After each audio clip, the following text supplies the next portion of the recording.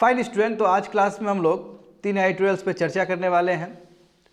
पहला एडिटोरियल देखो 70, no free pass for bribery for MPs और एमएलएस, रूल्स द 7 जज bench of the supreme court.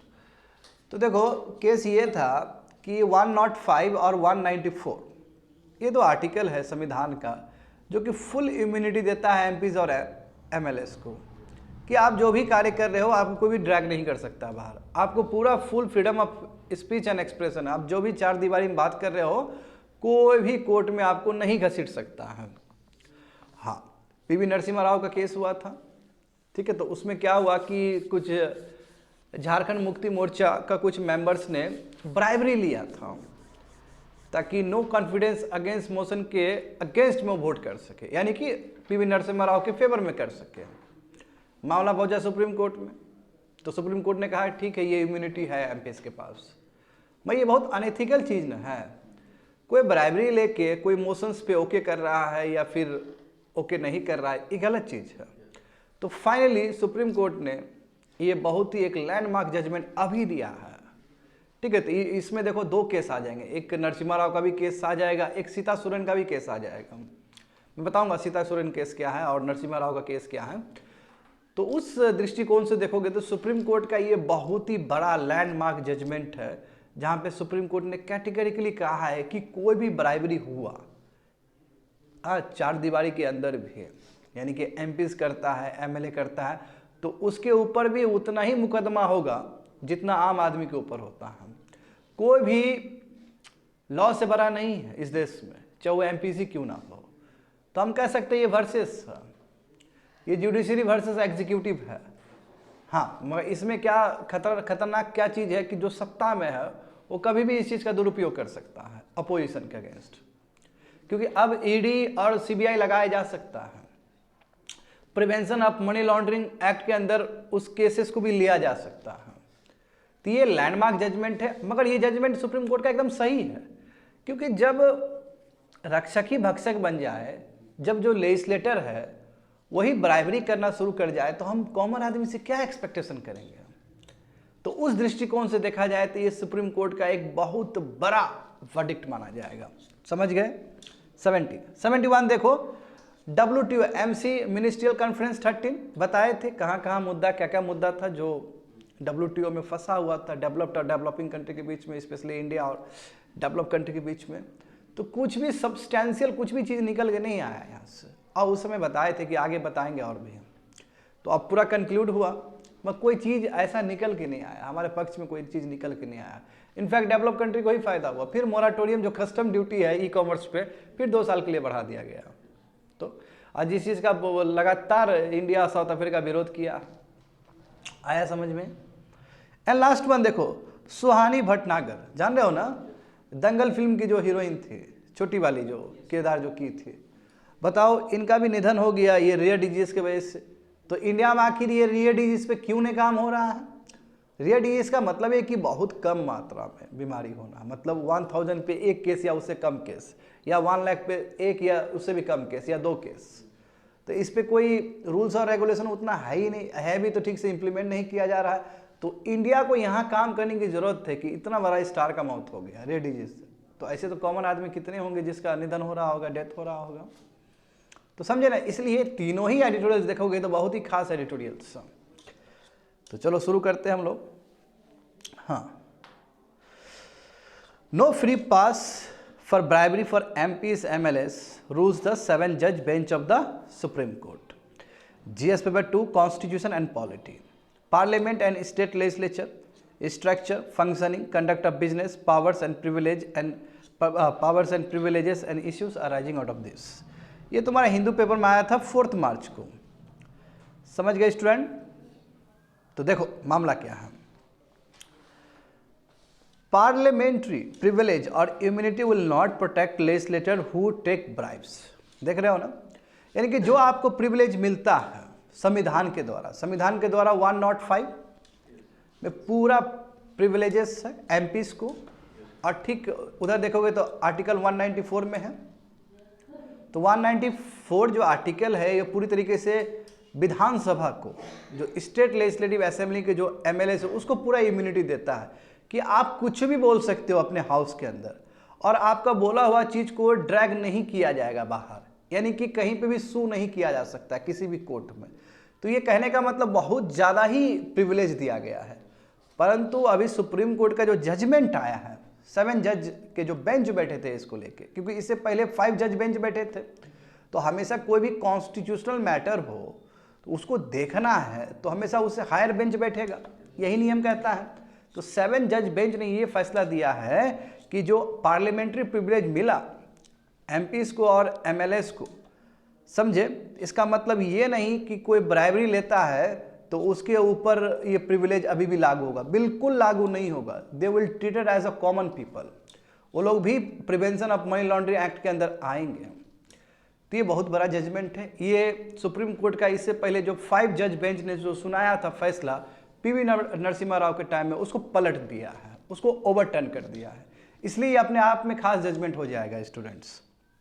तो देखो मामला क्या है।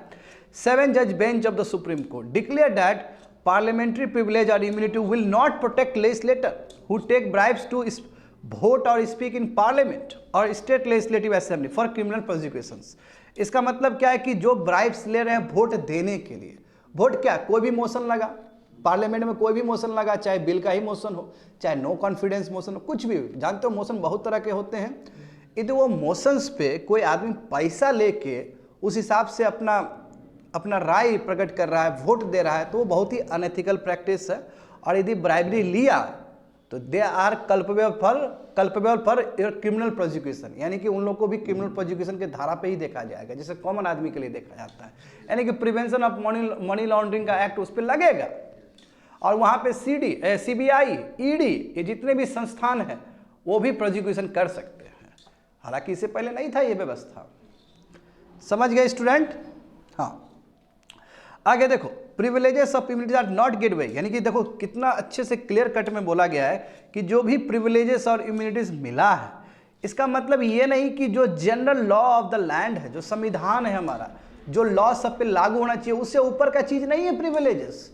प्रिविलेज भी संविधान के नीचे का चीज है, बात समझे। यदि करप्शन कोई कर रहा है, कोई ब्राइबरी ले रहा है मेंबर, और जो हमारा जो पार्लियामेंट्री डेमोक्रेसी है उसको डिस्ट्रॉय कर रहा है, उसका फाउंडेशन को बर्बाद कर रहा है, तो कैसे हम छोड़ देंगे? आखिर आपको प्रिविलेज इसलिए दिया गया था कि आप खुल के बात करो, है ना, जो डेमोक्रेसी का जो सैंक्टिटी है उसको मेंटेन करके रखो। जब आप डेमोक्रेसी का सैंक्टिटी ही बर्बाद करके रख रहे हो, बर्बाद कर रहे हो, ब्राइब ले रहे हो, तब कैसे आपको इम्यूनिटी और प्रिविलेजेस मिलेगा? ये तो गलत चीज हो गया, ये तो अनएथिकल प्रैक्टिसेस हैं।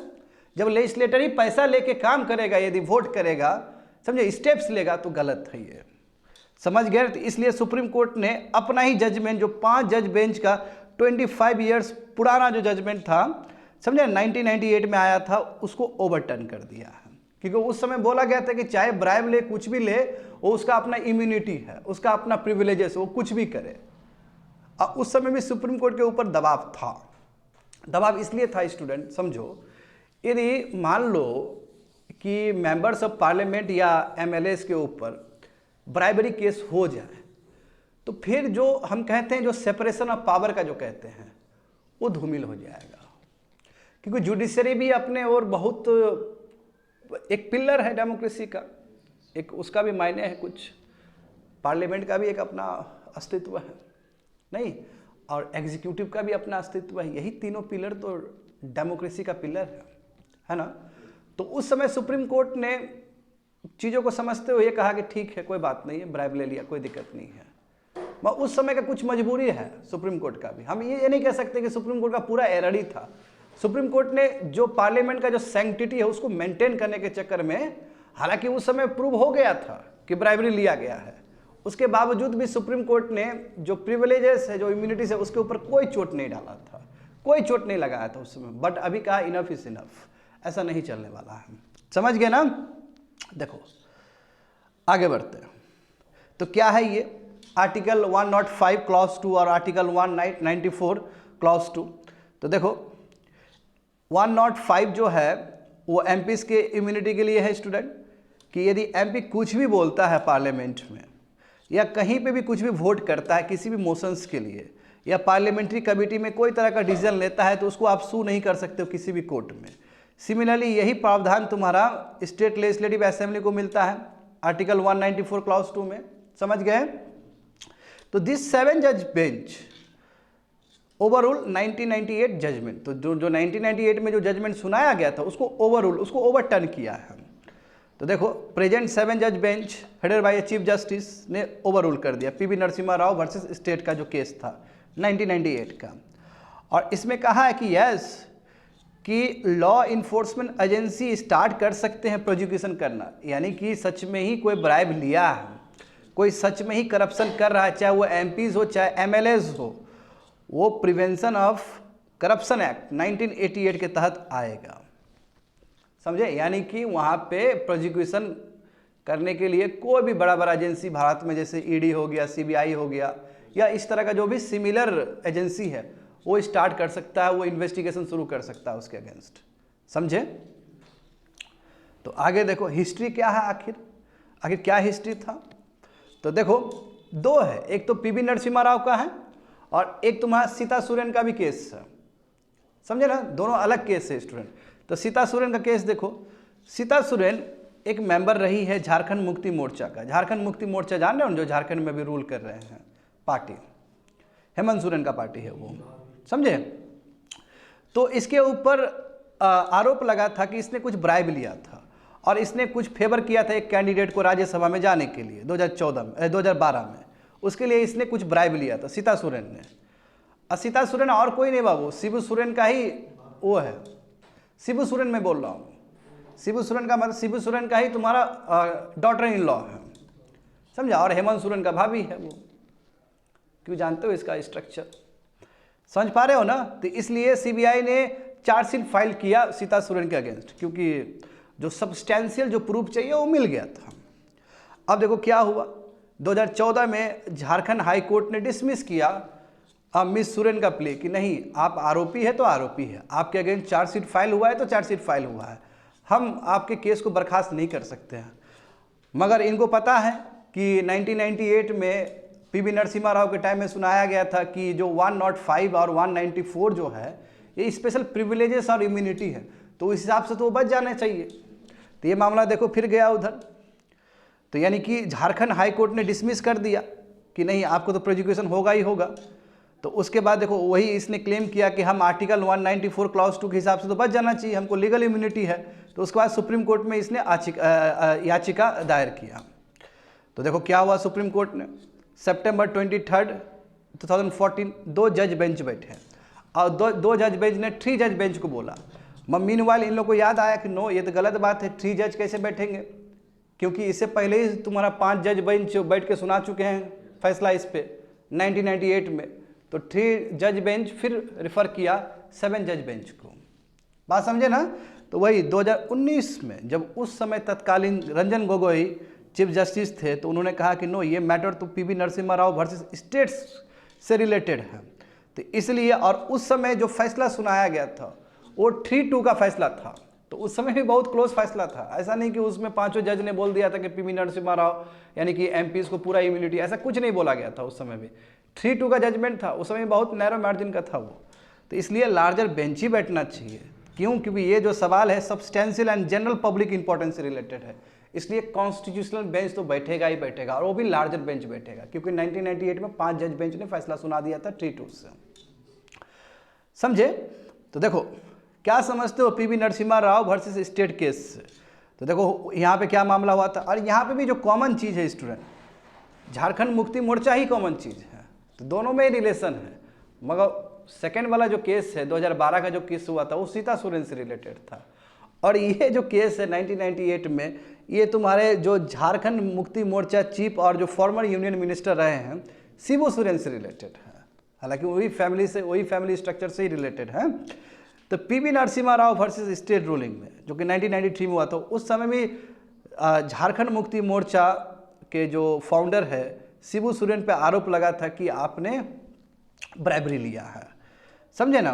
तो शिबू सोरेन है ना, मिस्टर सोरेन और उनके पार्टी मेंबर्स को के ऊपर आरोप लगा था कि आपने ब्राइब्स लिया है ताकि आप नो कॉन्फिडेंस मोशन जो कि पीवी नरसिम्हा राव के अगेंस्ट जो लगा था पार्लियामेंट में, उसके अगेंस्ट वोट किया है। तो उसके अगेंस्ट का मतलब क्या है कि पीवी नरसिम्हा राव के फॉर में वोट किया था।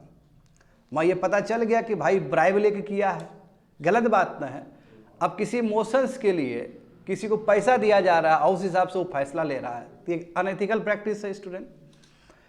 तो 2 जज ने, है ना, उस समय देखो 2 of the judges on that constitutional bench opened that immunity granted under articles 105 और 194 could not extend। तो बिल्कुल उस समय जो माइनॉरिटी जजमेंट है, मैं कह सकता हूँ, क्योंकि 5 जज बेंच बैठे हैं, 3-2 का हुआ, जो माइनॉरिटी जजमेंट है वो ये कहता है कि नो, यदि कोई करप्शन हुआ, कोई ब्राइबरी हुआ, तो ये इम्यूनिटी, ये जो प्रिविलेज है एमपीज या एमएलएस को नहीं मिलना चाहिए। उस समय भी सेम ही बात था, 2 जज ने, माइनॉरिटी जजमेंट ये था, मेजोरिटी ने, 3 ने ऐसा नहीं कहा। अब 3 ने नहीं कहने के पीछे भी मजबूरी समझो उन लोग का उस समय का। हाउएवर देखो मेजोरिटी जजमेंट क्या था कि नो, ऐसा है कि यदि हम कह दे कि किसी भी रीजन से आपका इम्यूनिटी और प्रिविलेज जा रहा है, तो ये narrow construction of the constitutional provision होगा, यानी कि संविधान में इतना अच्छा प्रिविलेज दिया गया है एमपी को, एमएलएस को, और हम यदि इस तरह का इंटरफेयर कर दे कि नो, आपको ब्राइबरी के ऊपर आपका केस लग सकता है ना, करप्शन यदि दोषी पाए गए तो आप पे केस लग सकता है, तो जो संविधान में जो प्रोविजन दिया गया वो डाइल्यूट हो जाएगा। ये मेजॉरिटी ओपिनियन है। तो इसलिए नहीं चाहते हुए भी, समझे, नहीं चाहते हुए भी मेजॉरिटी जजमेंट ये था कि ठीक है, इम्यूनिटी और प्रिविलेज एमपीज और एमएलएस एंजॉय करेंगे। ये मजबूरी है सुप्रीम कोर्ट का, क्योंकि सुप्रीम कोर्ट ने ये समझा कि सेपरेशन ऑफ पावर बहुत इंपॉर्टेंट है, जो भी पावर दिया गया है संस्था को वो एंजॉय करे। बात समझे ना। मैं उस समय भी जो डिसिडेंट वॉइस जो था, यानी कि जो माइनॉरिटी ओपिनियन था, वो काफ़ी हद तक अभी 7 जज का बेंच का पूरा मैच कर रहा है। बात समझ पा रहे हो ना। तो इसलिए कहा गया कि हम यदि कोई भी क्रिमिनल प्रोसिक्यूशन स्टार्ट करते हैं तो इसे जो संविधान में जो दिया गया है, कॉन्स्टिट्यूशनल जो प्रोविजन दिया गया, उसका उल्लंघन हो जाएगा, वो नैरो कंस्ट्रक्शन हो जाएगा, वो डाइल्यूट हो जाएगा, समझे। और इसलिए डिबेट पे, freedom of speech and expression पे असर पड़ेगा। इसलिए जो प्रिविलेज है, जो इम्यूनिटी है, वो एंजॉय करेगा एमपीज और एमएलएस। ये मेजॉरिटी ओपिनियन। तो देखो बहुत ही अच्छा सुंदर शब्द कहा है उस समय। देखो, the court rationalise this by saying it will enable members to participate fearlessly in the parliamentary debates and that these members need the wider protection of immunity against all civil and criminal proceedings that bear a nexus to their free speech और vote। इसलिए इन लोग को immunity और privilege मिलना चाहिए ताकि ये लोग अच्छे से फेयरलेस होकर डिबेट कर सके, समझे ना, डिबेट फेयरलेस होकर डिबेट कर सके, फेयरलेस होकर वोट कर सके। यदि इन लोग के अंदर डर रहेगा कि कोई भी क्रिमिनल प्रोसिक्यूशन स्टार्ट हो जाएगा हमारे अगेंस्ट, तो ये लोग ठीक से बात नहीं कर पाएंगे, ये लोग ठीक से डिबेट नहीं कर पाएंगे, ये लोग ठीक से डिसीजन नहीं ले पाएंगे। इसलिए मेजॉरिटी जजमेंट का क्या रहा, क्या ओपिनियन रहा कि ठीक है, जो भी मिला है प्रिविलेजेस, वो प्रिविलेज बहुत ही इम्यून है, यानी कि ब्राइबरी हो, करप्शन हो, कोई बात नहीं है, इम्यून है। मत देखो अब ऐसा कुछ नहीं है। अभी देखो 7 जज बेंच ने ओवरटर्न कर दिया, और ये जो निर्णायक जजमेंट जो हुआ है, जो लैंडमार्क जजमेंट हुआ, ये 4 मार्च 2024 को आया है, जस्ट अभी कह सकते हैं 1 वीक पहले। समझ गए स्टूडेंट। तो इसमें देखो क्या बोला गया है, इसमें देखो कैटेगरिकली ये बोल दिया है कि इससे पहले जो 5 जज बेंच का जो फैसला आया था उसमें कमी था, एड है, यानी कि मिस्टेक्स है उसमें, समझे, क्योंकि हम इस तरह का ग्रेव एरर को परपेचुएट करने नहीं देंगे, क्योंकि ये ब्राइबरी, करप्शन पूरा जो इंस्टीट्यूशन उसको बर्बाद करता है, दिमाग की तरह उसको खाता है, इसको हम आगे बढ़ाने नहीं देंगे, क्योंकि इससे जो रिप्रेजेंटेटिव डेमोक्रेसी है, इससे जो पार्टिसिपेटरी डेमोक्रेसी है, वो स्टेक पे आ जाएगा, वो खतरे में आ जाएगा। इसलिए हम ओवर रूल कर रहे हैं, हम ओवरटर्न कर रहे हैं प्रीवियस जजमेंट को। सुप्रीम कोर्ट का ऐसा शब्द है। इसमें कहा गया देखो कि the offence of bribe was complete the moment the corruption money was accepted. जैसे करप्शन मनी स्वीकार कर लिया गया, भले उसको अभी मिले या नहीं मिले, बाद में मिले, हो गया, करप्शन हो गया। वो जब करप्शन हो गया स्टूडेंट, तो जाहिर सी बात है जो पार्लियामेंट्री डेमोक्रेसी वो फिर कैसे अच्छे से चल पाएगा, फिर कैसे अच्छे से डिबेट हो पाएगा, जिस चीज़ के लिए संस्था बनाया वो संस्था कैसे काम कर पाएगा। तो culpability of the legislator did not depend on whether he actually deliver for the bribe giver on the floor of the house. जो ही नहीं कि उसको डायरेक्टली मिला, हो सकता है बाद में मिले उसको, जैसे द मोमेंट उसने कहा कि यस ठीक है हम आपके फेवर में कर देंगे, जस्ट बिकॉज अब उसको मनी मिलने वाला है, वो क्राइम है, एक तरह से गलत है। वो जो फाउंडेशनल वैल्यूज है डेमोक्रेसी का वो बर्बाद कर रहा है। आगे देखो, तो legislator will face criminal prosecution, समझे ना, यदि कोई स्पीच दिया, कोई वोट दिया है ब्राइब गिवर के पक्ष में, तो उसके ऊपर क्रिमिनल प्रोसिक्यूशन होगा ही होगा। They will treated as a common people, क्योंकि लॉ ऑफ द लैंड से कोई बड़ा नहीं है। समझ गए स्टूडेंट?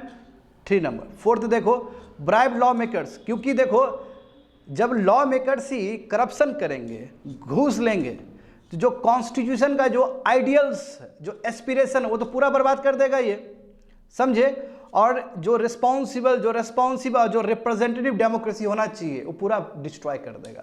इसलिए जो करप्ट लॉ मेकर्स होंगे, जिसके ऊपर आरोप लगा है और सिद्ध हो जाए, तो बिल्कुल इन लोगों को भी बर्खास्त किया जा सकता है। इन लोगों के ऊपर भी उतना ही इन्वेस्टिगेशन होगा जितना कॉमन आदमी के ऊपर होगा। तो इसमें देखो कितना अच्छा 5th जो पॉइंट दिया गया, बहुत सुंदर पॉइंट लिखा गया।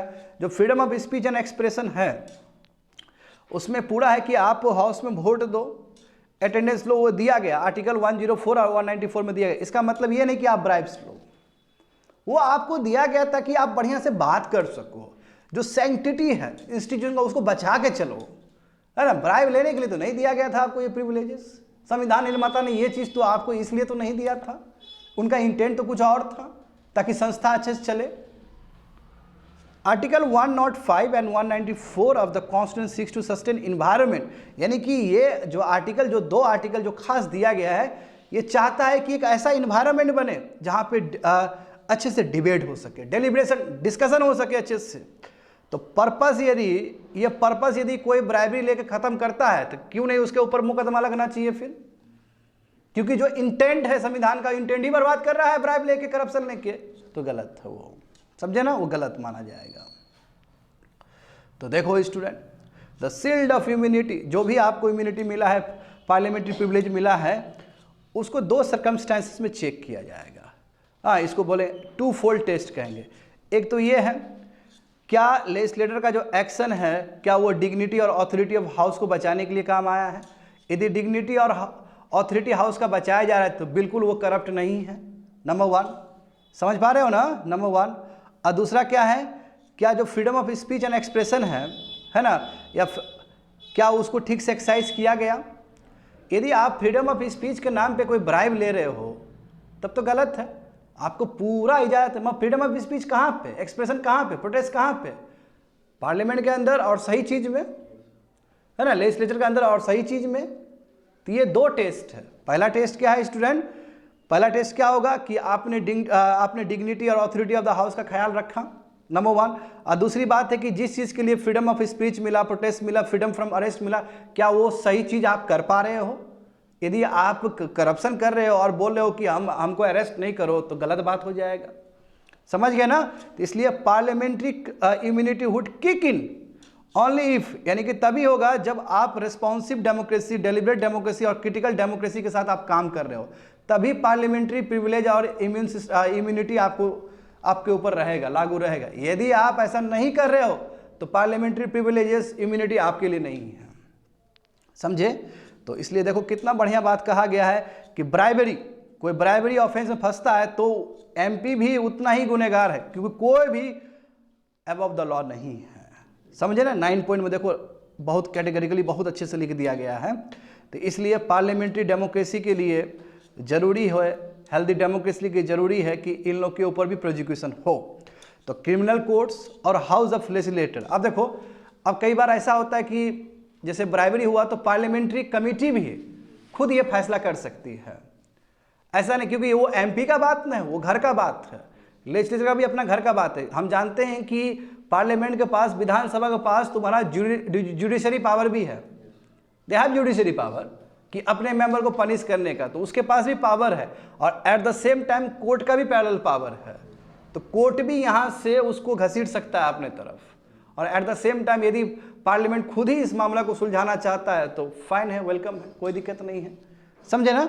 मैं यहाँ से तुम्हारा ये जो एजेंसी है, ये जो इन्वेस्टिगेटिव जो एजेंसी है, उसका दरवाज़ा खोल दिया गया है।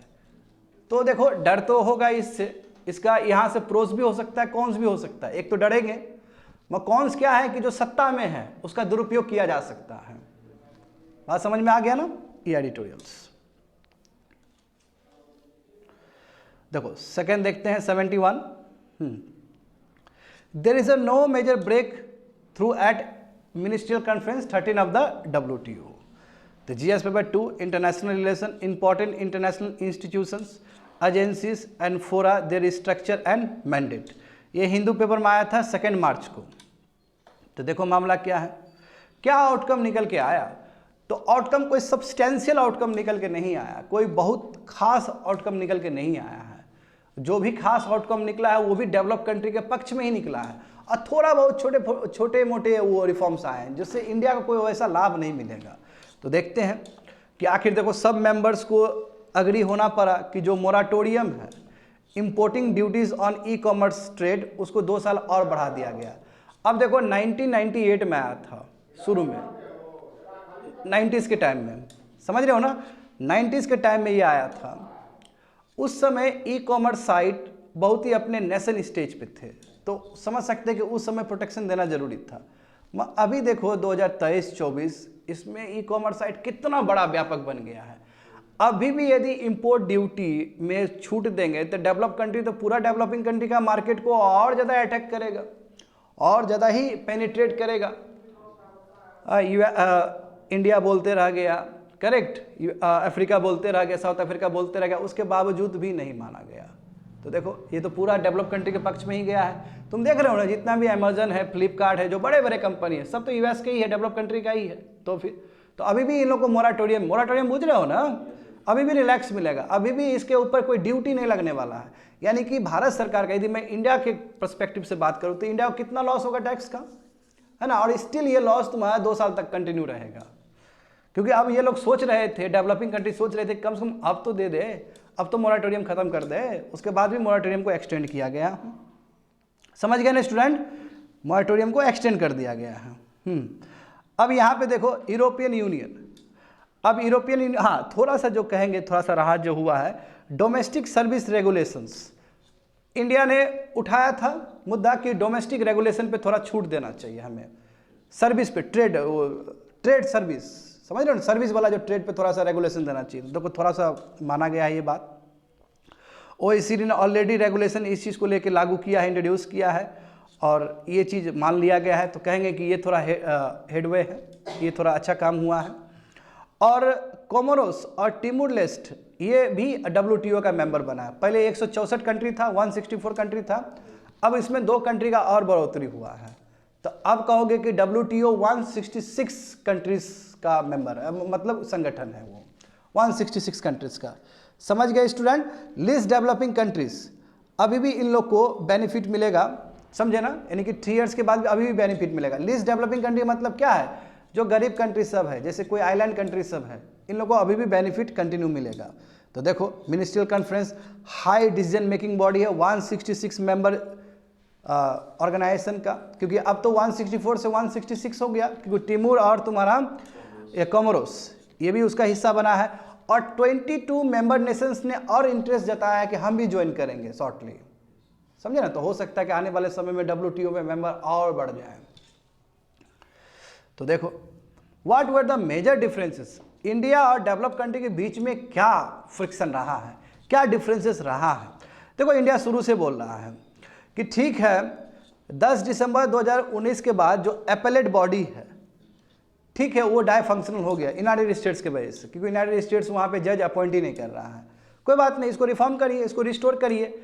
अब जैसे मान लो कि अब तो चलो 166 कंट्रीज का ग्रुपिंग हो गया, तो ठीक है, इसका भी जो तरीका है यूनाइटेड नेशन की तरह कर दीजिए, 2/3 वाला कर दीजिए, ज़्यादा बेटर रहेगा।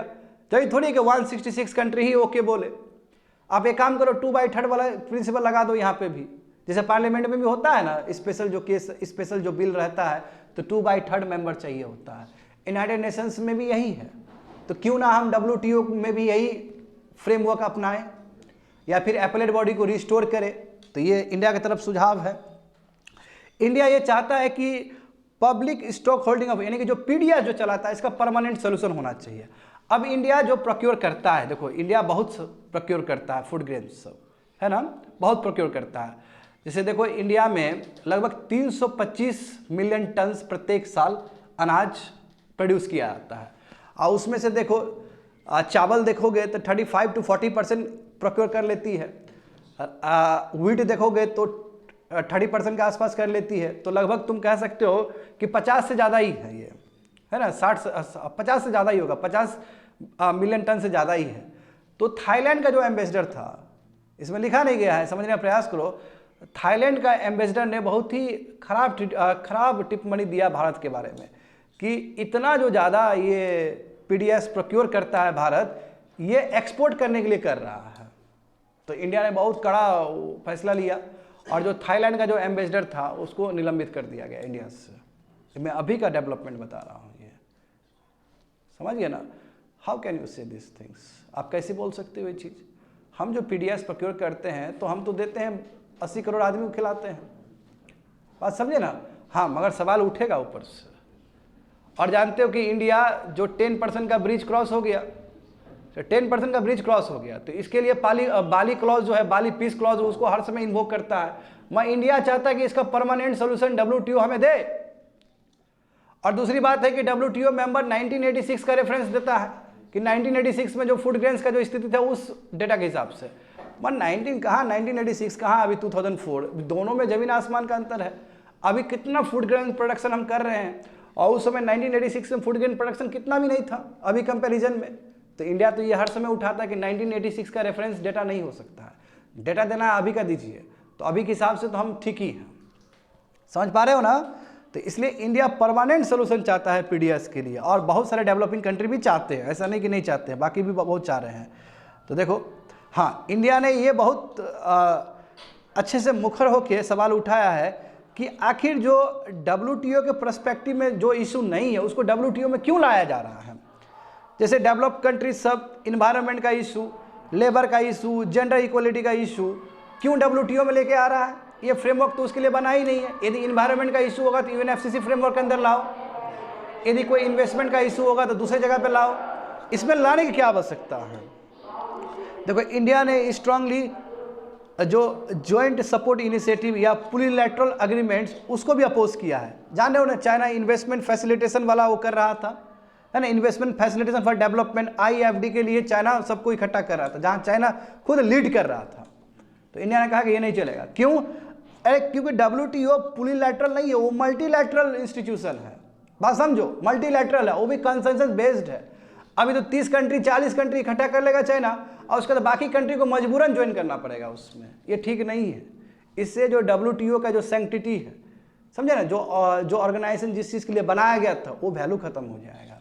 तो इंडिया ने देखो, इस पर तो इंडिया मुखर होकर इस बार दिया है जवाब। हम कह सकते कि हमारा जीत है ये, कि हमने इस पर खुल के बोला है, समझे। आगे देखो, हाँ, ये भी बहुत इंपॉर्टेंट है। देखो, डेवलप कंट्रीज है जो चाहता है कि डोमेस्टिक यानी कि सब्सिडी कम दे, डेवलपिंग कंट्री सब्सिडी कम दे अपने फार्मर्स के ऊपर, फिशरी के ऊपर, और मार्केट खोले। मैं जानते हो कि यदि डेवलपिंग कंट्री अपना मार्केट खोल देगा तो फिर डेवलप कंट्री पूरा कब्जा कर लेगा। दिक्कत यह है, ये भी एक रीज़न है कि RCEP से हम निकल गए, एक बहुत बड़ा रीज़न है, क्योंकि डेयरी प्रोडक्ट सब पूरा भारत में आ जाएगा। तो फिर भारत का जो फार्मर्स है, जो एग्रीकल्चर से कुछ नहीं कमा पा रहा है, जो भी कमा रहा है डेयरी से ही कमा रहा है, उसका तो फिर हो जाएगा, दिवालिया हो जाएगा उसका। तुम्हारा डेवलप कंट्री चाह रहा है कि इंडिया ऐसा कंट्री अपना मार्केट खोले, और इंडिया जो फार्मर्स को सब्सिडी देता है, जो फिशरमैन को सब्सिडी देता है, वो कम करे। अम्मा देखो, आयरनी देखो, तो फिर इंडिया इसका विरोध करेगा। तुम ग्रीन सब्सिडी, तुम टेक्नोलॉजी के नाम पे तुम इतना ग्रीन सब्सिडी दे रहा है वो लोग को, और वहाँ का जो फार्मर्स है, US का जो फार्मर्स है, उसके पास 100 एकड़ ज़मीन है, 200 एकड़ ज़मीन है, और उसको तुम ग्रीन के नाम पे, टेक्नोलॉजी के नाम पे तुम इतना पैसा दे रहा है। और हमारा फार्मर देखो, हम उतना कम पैसा देते हैं और तुम सवाल उठा रहे हो। ये भी तो अनएथिकल चीज़ है, बात समझे। तो ये देखो, इसलिए इंडिया ने अपोज किया कि नो फार्मर हमारा, क्योंकि 80 to 85% हमारे जो फार्मर्स है, स्मॉल और मार्जिनल फार्मर्स है, मार्केट खोल देंगे पूरा बर्बाद हो जाएगा हमारे फार्मर्स का, समझे ना, हम नहीं खोल सकते हैं। तो इंडिया ने बोला कि हाँ, यहाँ पे भी कॉमन बट डिफरेंशियल रिस्पॉन्सिबिलिटी, जैसे कि क्लाइमेट चेंज के लिए है। अरे भाई, आपको ज़्यादा रिस्पॉन्सिबिलिटी लेना पड़ेगा, समझे ना। और दूसरी बात है कि तुम तो इंटरनेशनल वाटर में भी, डेवलप कंट्री को बोला जा रहा है, तुम तो इंटरनेशनल वाटर में भी निकल के फिशरी सब चला कर रहा था। आज यदि अनरेगुलेटेड फिशिंग हुआ, ओवर फिशिंग हुआ, तो ये रीजन डेवलप कंट्री है, क्योंकि डेवलप कंट्री के पास बहुत टेक्नोलॉजी है और डेवलप कंट्री बोरा भर भर के सब्सिडी दे रहा है अपने फार्मर्स को, अपने फिशरमैन को। तो और हमारा देखो, हम तो बहुत कम देते हैं, हमारे पास तो उतना पैसा ही नहीं कि हम फिशरमैन को दे, और जब हम दे रहे तो हमसे सवाल उठाया जा रहा है। तो इसलिए इंडिया ने कैटेगरिकली बोला है कि फिशरी सब्सिडी पे भी कॉमन बट डिफरेंशियल रिस्पॉन्सिबिलिटी होना चाहिए। इंटरनेशनल बाउंड्री के बाद, जो मैरीटाइम इंटरनेशनल बाउंड्री है, उसके बाद तो फिशिंग करे नहीं, और उसके लिए 1 रुपया भी सब्सिडी ना दे डेवलप कंट्री, नहीं तो ओवर फिशिंग कर देगा और बहुत सारा चेंज हो जाएगा, बहुत सारा मरीन इन्वायरमेंट में डिफेक्ट कर देगा ये लोग, समझे। इंडिया ने ये भी बोला है कि बताइए trade barrier, US European union carbon tax लेके आ रहा है, डिफॉरेस्टेशन रेगुलेशन आ रहा है, ये तो भाई इन्वायरमेंट का इशू है, WTO में क्यों लेके आ रहा है। तो इंडिया देखो, भले कुछ नहीं मिला हमें, ठीक है, आई अंडरस्टैंड एवरीथिंग कि कुछ नहीं मिला हमें, मगर इंडिया ने अपने बात को एकदम बहुत ही मुखर होकर रखा है, और ये भी एक बढ़ता हुआ कंट्री का एक वो साइन है। नहीं तो हम इतना कहाँ बोल पाते थे, और हमने जो भी चीज़ हमको सही नहीं लगा, हमने बहुत अच्छे से अपने एक्सप्लेनेशन के साथ बात को रखे हैं, निकल के नहीं आया। ये तो पता चल गया हो कि इंडिया अब वो मूड में नहीं है पहले ऐसा, अब इंडिया कुछ भी पचाने वाला नहीं है, कोई भी डाइजेस्ट करने वाला नहीं है अब ये कंट्री। तो how was the public stock holding issue become highly contagious in ministerial conference 13 deliberation. आखिर ये जो PDS वाला जो व्यवस्था है, ये क्यों इतना तुम्हारा बोन ऑफ कंटेंशन बना। तो देखो, इंडिया G33 ग्रुपिंग के साथ कहा कि हमको परमानेंट सोल्यूशन चाहिए PDS के लिए। हम कब तक बाली क्लॉज को इन्वोक करते रहे, हमको परमानेंट सोल्यूशन दीजिए। हाँ, ये 1986 वाला रेफरेंस पॉइंट नहीं चलेगा, हमको अभी वाला चाहिए। तो इंडिया ने जोर शोर से इस बात को रखा है, मगर जो कैंट्स ग्रुप है, जिसमें 9 एग्रीकल्चर एक्सपोर्टिंग कंट्रीज है, जिसमें ऑस्ट्रेलिया भी आता है, ब्राज़ील भी आता है, इसने इंडिया क्लेम को वो किया है, मतलब इंडिया क्लेम को खराब बताया है। इसने कहा है कि यदि कोई भी स्टॉक होल्डिंग कर रहा है, कोई भी PDS ले रहा है, तो ये मार्केट डिस्टॉर्टिंग प्रोग्राम है, इससे मार्केट बर्बाद होता है, यानी कि इंडिया के विरोध में बात किया गया है, समझ गए ना। तो फूड इंपोर्टिंग कंट्री जैसे जापान हो गया, जापान फूड इंपोर्टिंग करता है बहुत ज़्यादा, सिंगापुर हो गया, वो भी कहता है कि नहीं ठीक है, फार्म पॉलिसी में प्रिडिक्टेबिलिटी होना चाहिए, ये तो होना ही चाहिए स्टूडेंट। ये क्योंकि कभी इंडिया बोलता है कि हम एक्सपोर्ट नहीं करेंगे बासमती नॉन बासमती चावल, कभी इंडिया बोलते हैं कि हम व्हीट नहीं प्रोड्यूस कर, व्हीट बाहर नहीं बेचेंगे, तो ऐसा भी नहीं होना चाहिए, ठीक है। मैं खराब नहीं बोलता हूँ, जो जापान और सिंगापुर बोल रहा है वो सही बोल रहा है। हाँ, ऑस्ट्रेलिया और ब्राज़ील जो बोल रहा है उससे मैं सहमत नहीं हूँ, मगर मैं जापान और सिंगापुर के बात से बहुत सहमत हूँ, क्योंकि अरे खाने का चीज़ ना है जी, प्रिडिक्टेबल होना चाहिए। जैसे मान लो कि किसी राशन दुकान में तुम जा रहे हो, रोज़ ही सामान ले रहे हो, एक दिन बोलेगा कि नहीं हमारे पास नहीं, हम नहीं देंगे, जाओ, तो क्या करोगे फिर, तुम्हारा तो आदत हो गया उसे लेने का। तो प्रिडिक्टेबल फार्म पॉलिसी होना चाहिए, और बहुत दिन से इंडिया के लिए बोला जा रहा है ये चीज़ कि बहुत प्रिडिक्टेबल फार्म्स होना चाहिए, आपका पॉलिसी होने चाहिए। तो ठीक है, मैं मानता हूँ कि जापान और सिंगापुर का जो क्लेम है वो सही है। हाँ, US चाहता है कि मार्केट बड़ा खुले डेवलपिंग कंट्री का, और यूनाइटेड यूरोपियन चाहता है कि सब्सिडी जो दे रहा है फिशरमैन को, फार्मर्स को, वो ना दे, क्योंकि ये डिस्टॉर्टेड है। मगर तुम अपने गिरबान में जाकर झांको ना, तुम ग्रीन बॉक्स के नाम पे तुम कितना सब्सिडी दे रहा है, इनोवेशन और टेक्नोलॉजी नाम पे तुम रिच फार्मर्स को और पैसा दे रहा है, तो क्या वो डिस्टॉर्टेड नहीं है। इंडिया का ऐसा क्लेम है, and which is a right, वो सही क्लेम है इंडिया का भी। तो फिशरीज इशू बिकम ए, देखो फिशरी वाला इशू भी तुम्हारा बोन ऑफ कंटेंशन बना है मिनिस्ट्रियल कॉन्फ्रेंस 13 में। देखो एक्सपर्ट ये बताते हैं कि जो रीच जो फिशरमैन है डेवलप कंट्री का और हमारा बेचारा डेवलपिंग कंट्री का, जैसे दोनों में जमीन आसमान का अंतर है।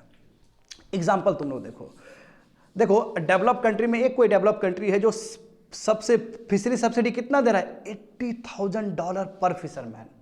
अब इसको तुम रुपीस में करोगे तो बहुत ज़्यादा हो जाएगा, जबकि इंडिया में एक फिशरमैन को ओनली 38 दिया जा रहा है। 38 यानी कि वो मुश्किल से 2000 या 2500 के रेंज में होगा, कितना कम है। और सवाल हम पे उठाया जा रहा है। अब देखो वो स्वीडन सब कंट्री सब देखो, जो स्कैंडिनेवियन कंट्री है वो कितना दे रहा है। आखिर वो उन लोग टेक्नोलॉजी में भी बहुत आगे है, तो टेक्नोलॉजी जितना अच्छा है वो तो दूसरा बताओ, अफ्रीका कोस्ट में आके वो लोग मछली मार रहा है, ओवर फिशिंग कर रहा है, और जितना ज़्यादा ओवर फिशिंग करोगे उतना इन्वायरमेंट खराब हो जाएगा, समझे ना। It is a very bad. तो इसलिए भारत ने ये प्रपोजल रखा है कि कोई भी इंटरनेशनल मैरीटाइम बाउंड्री के ऊपर 25 साल के लिए कोई भी सब्सिडी नहीं दीजिए आप लोग। और जहाँ तक सवाल है इंडिया का, तो इंडिया जो अपना एक्सक्लूसिव इकोनॉमिक जोन है, हम लोग अपना सब्सिडी से काम करेंगे, क्योंकि हम लोग आपसे बहुत पीछे है, हमारे फिशरमैन गरीब है, हम ज़्यादा सब्सिडी नहीं दे रहे हैं, तो हमारा जो एक्सक्लूसिव इकोनॉमिक जोन है हमको सब्सिडी देने दीजिए, बट आप जो इंटरनेशनल मैरीटाइम बाउंड्री के बाहर जो आप सब्सिडी दे रहे हो उसको आप बंद करो 25 साल के लिए। ठीक है, हम कहेंगे कि बहुत अच्छा, इंडिया का अपना तर्क है, अपना सोच है, क्योंकि ओवर कैपेसिटी ना, ओवर फिशिंग किया है ये लोग, तो जब over fishing, over capacity, unregulated fishing कर रहा है तो जरूरी है कि सब्सिडी काटो इन लोग का। आखिर स्टेट मदद कर रहा है, पैसा दे रहा है, तब ना बड़ा बड़ा तुम्हारा ये जहाज लेके जा रहा है, बड़ा बड़ा टेक्नोलॉजी लेके जा रहा है, और दूसरे का जगह से भी तुम्हारा फिशिंग लेके आ रहा है ये लोग, इसको बंद करना बहुत जरूरी है एज पर इंडिया। और 25 साल के लिए बंद करो आप, 25 साल के लिए कोई पैसा मत दो। मैं इंटरनेशनल मैरीटाइम बाउंड्री के बाहर का बात कर रहा है, ये जान लेना यहाँ पे, समझ गए ना, कंप्लीटेड। एंड लास्ट वन देखो 72, Suhani Bhatnagar reminds India about pathetic situation of rare disease. बताओ, सुहानी भटनागर जो कि इतना अच्छा कह सकता हूँ चाइल्ड आर्टिस्ट, दंगल मूवी में भी काम किया इन्होंने, है ना, बताओ कितना कम उम्र में इनका निधन हो गया, वो भी रेयर डिजीज से, तो सवाल तो उठेगा ही कंट्री के ऊपर।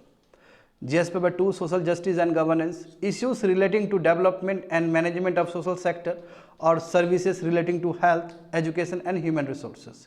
ये हिंदू पेपर में आया था 29 फरवरी को। तो देखो मामला क्या है, Dangal child star Suhani Bhatnagar dies at just 19 years of age. बताओ 19 साल में इनका निधन हो गया। 19 साल बहुत छोटा एज है स्टूडेंट, नहीं बहुत छोटा एज है। अब इतना छोटा एज में इनका निधन हो गया। देखो जिन्होंने रोल प्ले किया था बबीता फोगट का, आमिर खान का दंगल मूवी में, है ना, तो उसके बाद देखो ये कैसे मरे हैं, कैसे इनका निधन हुआ है, डर्माटोमाइसिटिस, ठीक है, ये टेक्निकल नेम है जो भी है, ये तुम्हारा रियर डिजीजेस है। देखो रियर डिजीज का मतलब है कि उस पर ज़्यादा फोकस ही नहीं किया जा रहा है, समझे ना। तो ये बीमारी की वजह से इनका निधन हुआ है। और इस बीमारी की वजह से क्या होता है कि मसल्स में इन्फ्लेशन आ जाता है, जो मसल्स है ना उसमें तुम्हारा इन्फ्लेमेशन आ जाता है, वो फूल जाता है, वो स्वेलन हो जाता है, समझे। तो ये प्रॉब्लम से गुजरी है वो, और एम्स में इनका भर्ती हुआ था। एम्स में जैसे ही भर्ती हुआ था 10-15 दिन के बाद ही इनका निधन हो गया, क्योंकि बहुत दिन से ये उस चैलेंज से गुजर रही थी। समझ गए स्टूडेंट। तो देखो जो लास्ट डे होता है फरवरी का, चाहे वो 28 फरवरी हो चाहे 29 फरवरी हो, तो उसी दिन रियर अर्थ डिजीज मनाया जाता है, समझे। और इस साल कौन सा डे में मनाया गया होगा, 29 को, और नॉर्मल ईयर में 28 को मनाया जाएगा, लास्ट डे ऑफ द फरवरी, समझ गए।